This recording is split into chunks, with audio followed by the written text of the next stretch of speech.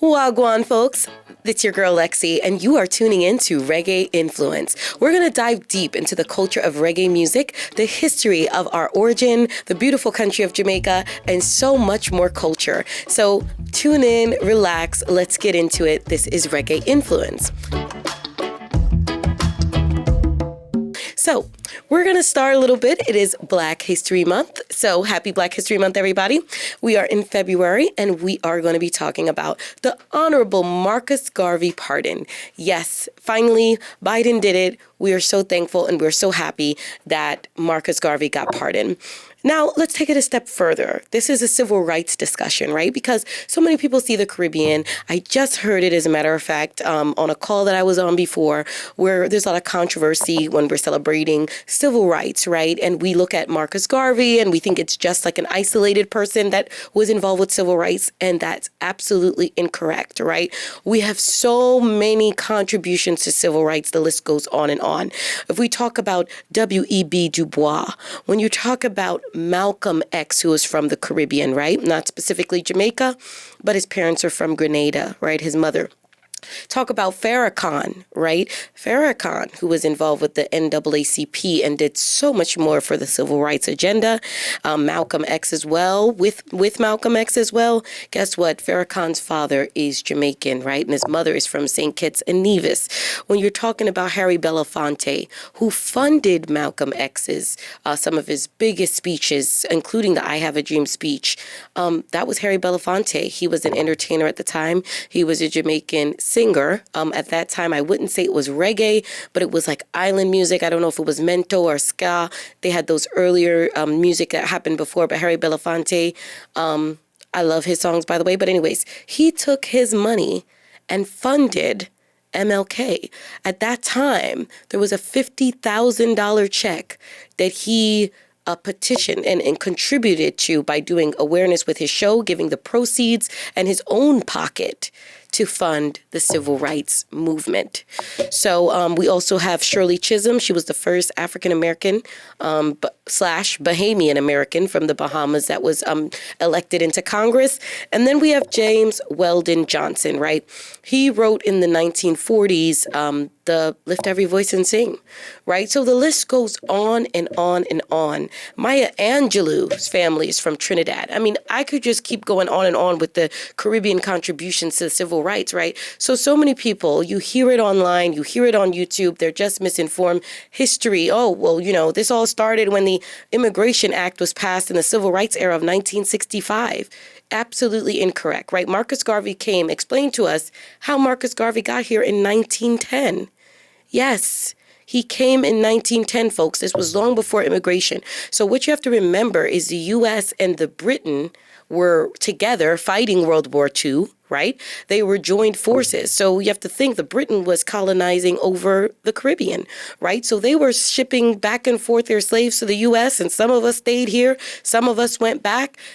Same thing with the Tuskegee Airmen during World War II. Same thing during the Civil Rights era. We had the Barbadians who came in the 17th century. They kind of were in South Carolina as well. So because of Great Britain's control, we have people like Marcus Garvey. We have people like James Weldon Johnson. You have people like W.E. Du Bois, who was from the Bahamas. So you ask yourselves, how were they here in 1910? How were they here in the 1800s? How were they getting here? Because of Britain's colonization, they were bringing their black immigrants, and they weren't immigrants at the time. I guess it was like right when slavery was abolished. So it was just that weird time where we were still restricted, still lower than, still beyond segregated, but we were freely going back and forth to the Caribbean and back, right? So this was before 1965 Immigration Act. So not to mention, we were also involved with the civil rights, like I said, with Malcolm X, but just know your history. So this Black History Month, know that there was so much coming from the Caribbean, as well as the beautiful African-American diaspora here. So that's exciting. Marcus Garvey, his family, to his supporters, to everyone who was there. We are so happy that you are exonerated. Well, you're not exonerated yet, but you're pardoned, hopefully exonerated soon. So that's amazing. Okay. Next, we are going to talk about the Spice School Tour, everyone, right? For our reggae listeners, we have to talk about Spice School Tour, right? I love you, Spice, but these are conversations that have to be had, right? Because it just wouldn't be Reggae Influence if we didn't. So Spice got this genius idea that she was going to be the face of a role model for Caribbean, particularly Jamaican female students. So she does a music video where she's dressed up in a school uniform, and I guess it's, student empowerment, women empowerment. And she took it a step further and said, I'm so inspired by this song, I'm going to go and just, tour the Jamaican schools so girls can follow me. Now, Spice, this is Reggae Influence, but she's also been very big in love and hip hop here in the States. So a lot of people are familiar with Spice. Yeah, wouldn't say role model, right? Love you, Spice. You keep the culture down. You're a dancehall artist. But what you do is definitely not role modeling, right? And so the churches got involved. And everybody knows about Jamaican church. It ain't like, they take it very seriously. And they are the kind of pastors that, tell you to your face about yourself. They're not really diplomatic. Kind of here, you get the churches that may be a little bit nicer. In the Caribbean, churches like, they kind of in your face with it. So they didn't even give her a chance to go on. I don't think she was on one tour date before they shut it down, right? The Jamaican people started calling, Norman, you can't, no, Spice, you can't do it. So Spice is on her tour, she's on IG posting that she's this role model. She thought she was gonna, be on tour, and the churches got involved. I was like, yeah, this is some real, Caribbean stuff here, because you don't hear that in the US where, a church intervenes a tour. I don't know exactly what she was gonna do at the school. I hope it wasn't perform anything, because we know, how usually that goes down. But, and when I say that, for those that don't know, we could show some Spice clips, So the churches got involved, and the Jamaican government got involved. And while I'm reporting it, and don't shoot the messenger, I really did feel bad. And that's hard for me, because usually I'm just like, as you guys know, I'm reporting from way back. I was telling you guys that this dancehall thing has just gotten way out of control, right? And now fast forward a month later, it came to the forefront what I was talking about last month, right? Like, this is ridiculous, right? This is not for kids. This is not for girls. This is not for schools. And unfortunately, the government got involved. I did think that was a stretch, but they blocked the tour. So long story short, the tour was canceled. Spice got on live, because, that's like what every celebrity does when they've been like hurt or I guess like offended in some way. And she kind of, exposes the Jamaican churches or the government. And I get it, right? Like, that is something you speak out about. And it really is something that you have to really think, how did it go so far? It was like a big high to just be shut down, right? So I do feel bad. But the message is clear, right? The students are not wanting that as a role model. But then we have to speak deeper, Jamaica, like, who are our female role models, right? I think we have a larger issue at hand. And this is what we were talking about, right? And now we're just seeing it blow up and manifest into real pop culture daily, right? We're seeing it in the news now that we don't have a role model. So it is sad. Most of those girls probably really were looking forward to seeing Spice. As sad as that sounds, the real question is, who could be the person that we want to see on a school tour, right? Who are the women that are representing Jamaica in the right way, right? We talked about Shenseea. I'm going to cover her next. But that's probably the same outrage that would come from the Jamaican government and from the Jamaican churches. So we have a bigger picture at hand. So Spice, I'm sorry about that school tour. I must tell you that if you're listening, hopefully you can try it again at a later time when you maybe clean up or change some of your lyrics. I know that you went through that near-death experience, and it was really, really terrible. And I felt like she was going to come out with some gospel Jamaican music, some Caribbean gospel music, or something more, getting back on the right path. And I think she just kind of had that awakening, and she did a gospel EP, And then it just went right back to dancehall, like right back to, what we see now. So anyways, I'm sorry about this canceled school tour. Hopefully moving forward, things will get better for Spice and role modeling. So moving on, we're going to talk about our girl Shenseea. Again, not beating up on Shenseea, but we do have some updates with her. So I'm going to read the article just as it came out. Shenseea deletes never had a hoe phase tweet amid backlash. Okay. So guys, I've been following this since it started. I do follow Shenseea, like I said. I do think she's the best lyricist in the game. Her freestyles, bar none. However, as we discussed with the music, similar to Spice and the dancehall, it does give a hoe type vibe. So when this came out, I believe she was replying to another celebrity's post who said, I never had a hoe phase, right? And so Shenseea comes and replies and says, I never had a hoe phase too. Like, she actually said something else. I'm trying to get it right. Oh, yeah. She said, Ruby Rose said she never had a hoe phase. And then Shenseea goes, never had a hoe phase. I don't want none either, LOL. What's fun about being ran through? Now, what's fun about being ran through? And we just covered Hit and Run last month, right? So the messaging, kind of like, don't listen to the messenger, right? Don't blame the message. You know that saying, y'all. Like, she's kind of like, do as I say, not as I do, right? So she's saying one thing, but she doesn't do it, right? So this could go back to the controversy of what we've said about celebrities. Like, are they just giving us crap and then they're not even doing it? Like, they're going home to like a husband and kids and like they're telling us to like hit and run, right? Is this something where they're telling us, one thing, they're telling us all of her tracks, but yet, she's saying she never had a hoe phase. Okay. Last time I checked, her newest single is Poonie Police. And Poonie, read between the lines, is a Jamaican version of, that. So I don't want to accuse anyone of being a hoe phase, but some of the topics sound hoish, hoish, if it could be an adjective. And she actually had to delete the post. So that's really the irony of why I'm covering this story.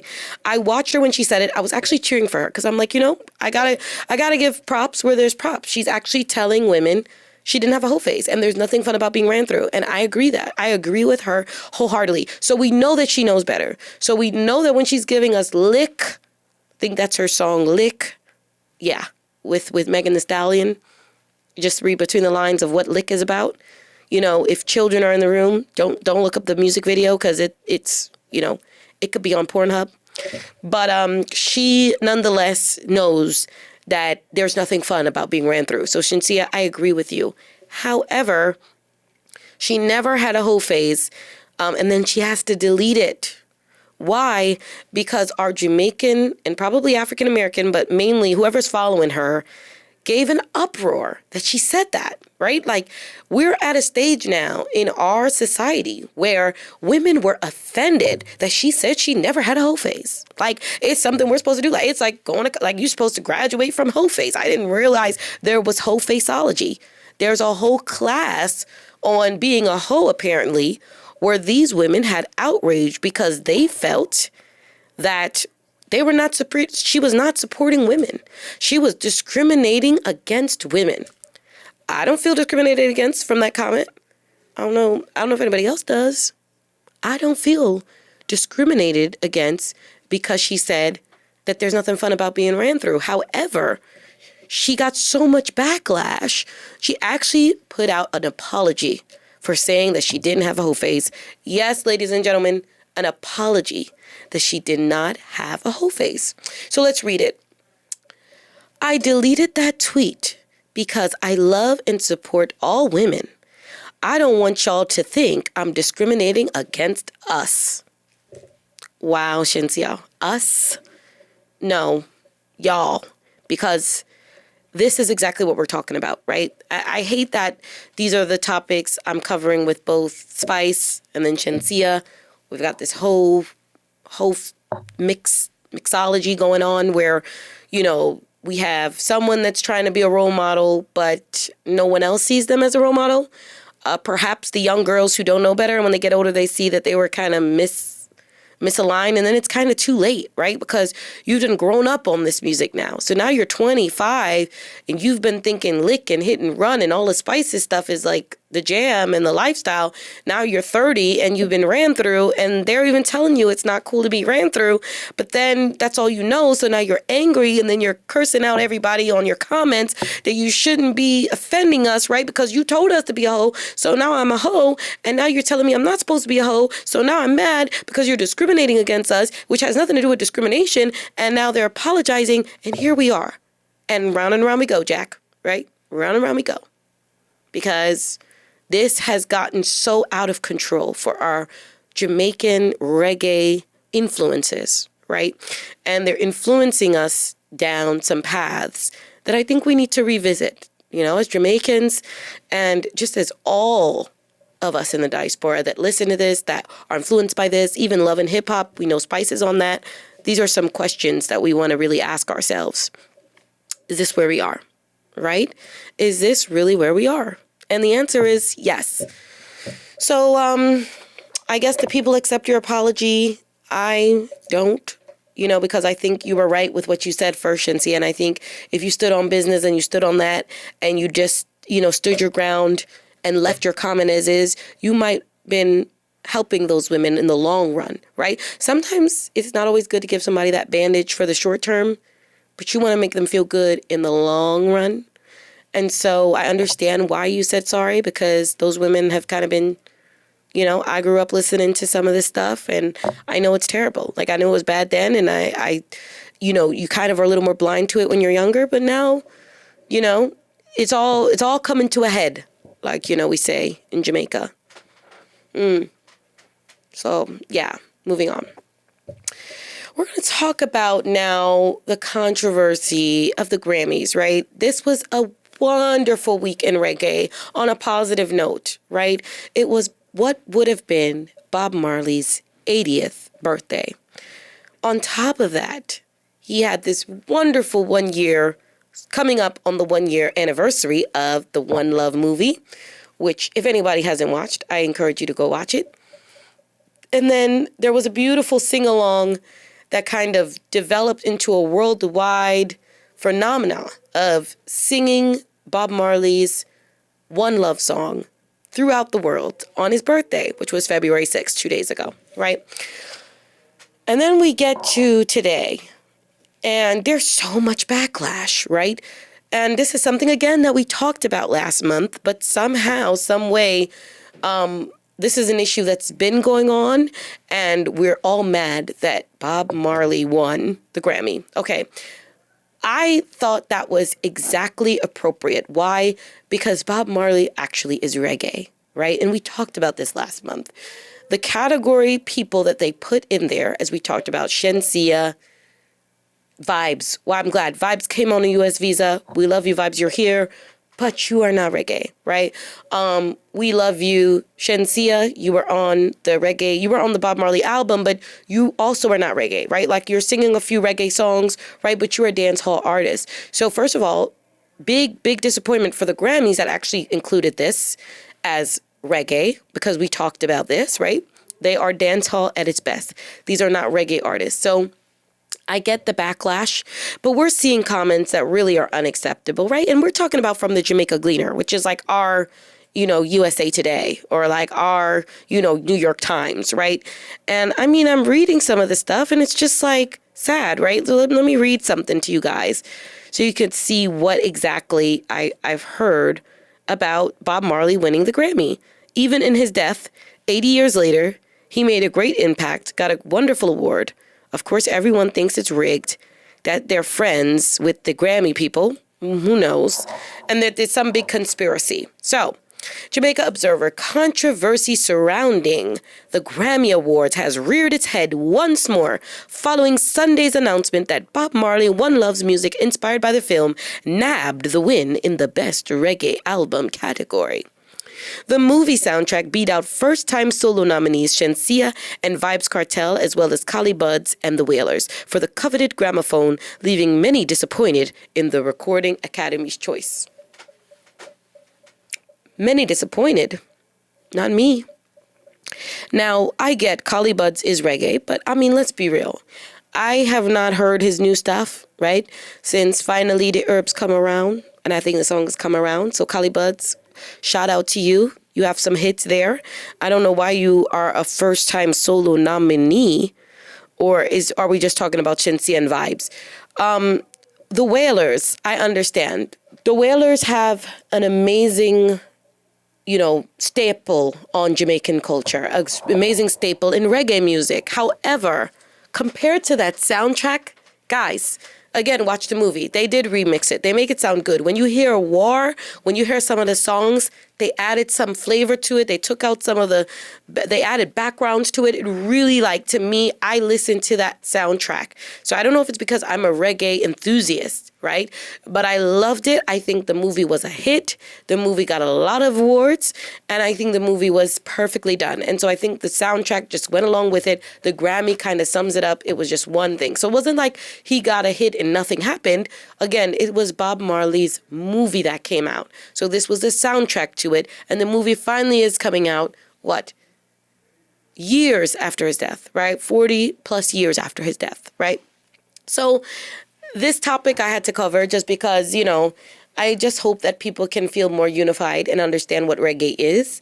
When we have a dancehall category, we could start talking about Vibes and Shenseea. I understand Vibes is well deserved. What he did, selling out the arenas in Trinidad, selling out the arenas in Jamaica, what he brought to the Jamaican economy, my goodness, it is very powerful. And he had some controversial things happen again. So I got to defend Vibes, even though I know he's not doing reggae, he's dancehall.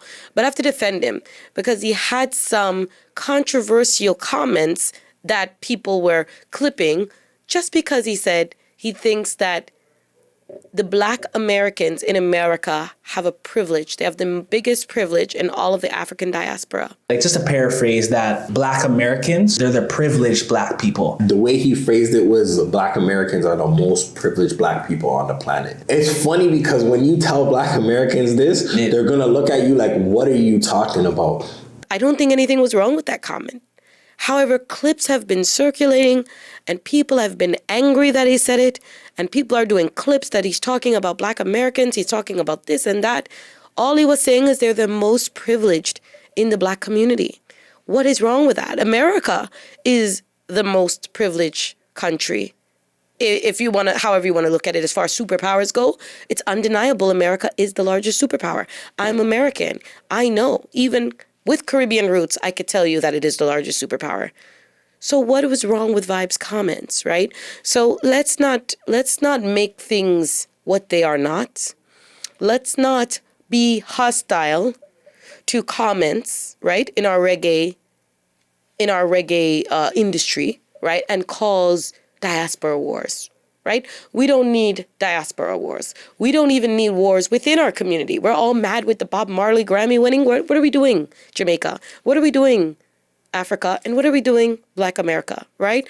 Why are we nitpicking about each other and our wins? We're all winning here, right? So we have to stop with the personal feelings of being left out or nagged or nipped or snipped, because we can go on and on with this game. Like I said, going back to civil rights, we've all been in this fight together, right? There's no need to start now getting angry and nitpicking on who did what, when, where, and how. Okay? So that's pretty much my spiel for today. We talked about Shenseea. We talked about Spice. We talked about Bob. And we talked about Vibes, right? The common theme for today is look deeper than the article, because there's a lot of layers that are behind it, right? And we're starting to see this unfold. When you're looking at the Shenseea article, the layer behind that is she actually had to apologize for saying being a hoe is not a good thing, right? When you look at Spice's article, the irony and the message of peeling behind the layers of that is she is a self-proclaimed role model that nobody else that actually is an authority sees as a role model, right? As far as a positive role model, right? She's a role model, but not someone that they see that should be talking to girls in the school. So the irony is she's self-proclaimed, but only in her own eyes, right? And so this is why the controversy brewed, right? And then you look at Vibes. Vibes is in a category, along with Shenseea, that shouldn't be there. But then you look at the peeled layer. He also had this week where he made some comments in his interview as he was preparing to come for the Grammys, and he's been getting backlash for that. And I'm against that 100%. I don't think he was causing any war. I don't think he was causing any controversy. I don't think he was causing any delineation. I think he was just stating the facts, and I think he was actually bigging up America.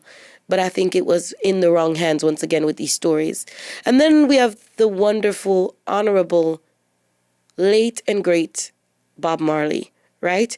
And we have backlash once again because Bob won the One Love movie for a movie that was such a success, soundtrack that was such a success. And we were supposed to act like the soundtrack just didn't matter and it was some group that was, planning and scheming against everybody in the category and gave it to Bob and it wasn't deserving based on the movie. I have to highly disagree. So I disagree with a lot of the topics we talked about.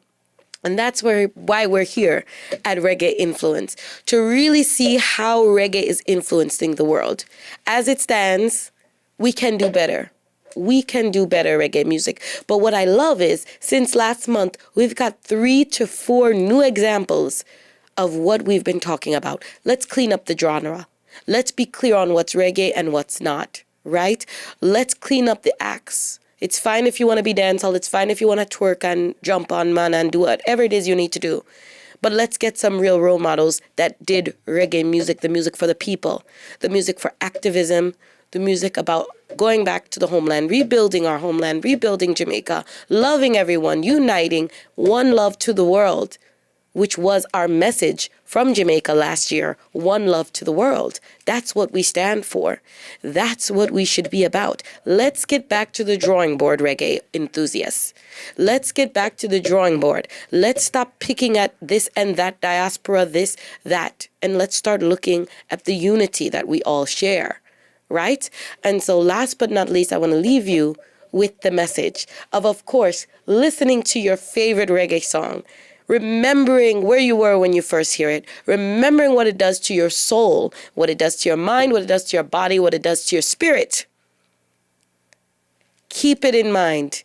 Play it and play it again. Then play it one more time again until it really resonates with you.